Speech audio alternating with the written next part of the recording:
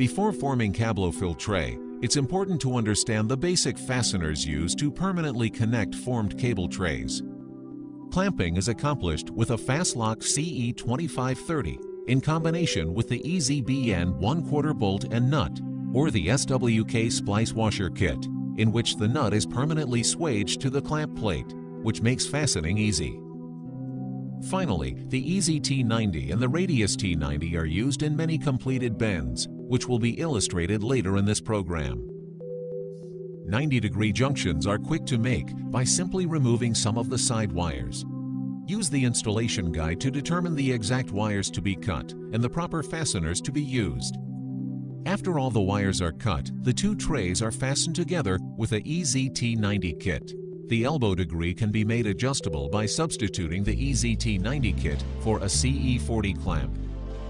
To form 90-degree bends, select the tray size you're bending from the menu to determine the number of wires on the side and bottom of the tray to be cut. After cutting, form the bend and use a EZT90 kit to secure the bend. One EZT90 kit will make two 90-degree bends. If you are planning to pull cable into the system, use a Radius T90 kit instead of the EZT90. This creates a radius turn that makes pulling cables easier and provides additional cable support in the radius area. Tees are cut in similar fashion. The number of wires removed is dependent on the width of the tray being joined. Use the installation guide to find your cutting pattern. The EZT90 splice or Radius T90 kit completes the assembly. Thread all nuts loosely first, then tighten for a secure junction. One EZT90 kit will make one T-junction. Y connections are similar to T's, except that the last side and top wires are not removed. Bend the side wires to 45 degrees with a large screwdriver.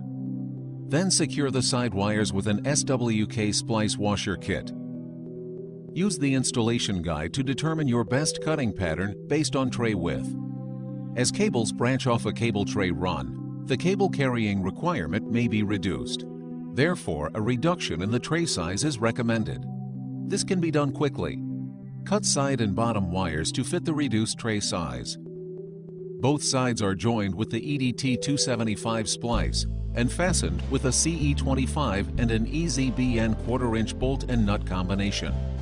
The bottom is joined with an SWK splice washer kit. When forming sweeps, alternating sections of side and bottom wires are removed so that the open area creates clearance for the sweep. For 90-degree sweeps, use the installation guide to determine which wires on the side and bottom are to be cut. Once these are removed, the bend or sweep can be formed. Use a Fastlock splice to secure the sweep. Then bend the locking tabs to secure the splice with the pliers.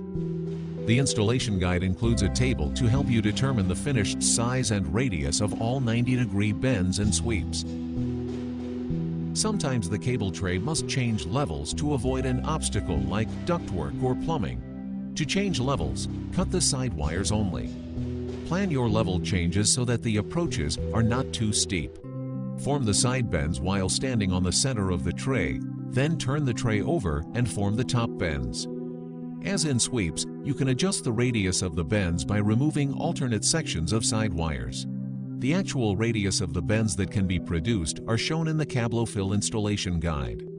Be creative. Cablofil can adapt to any installation or application. Here are some examples.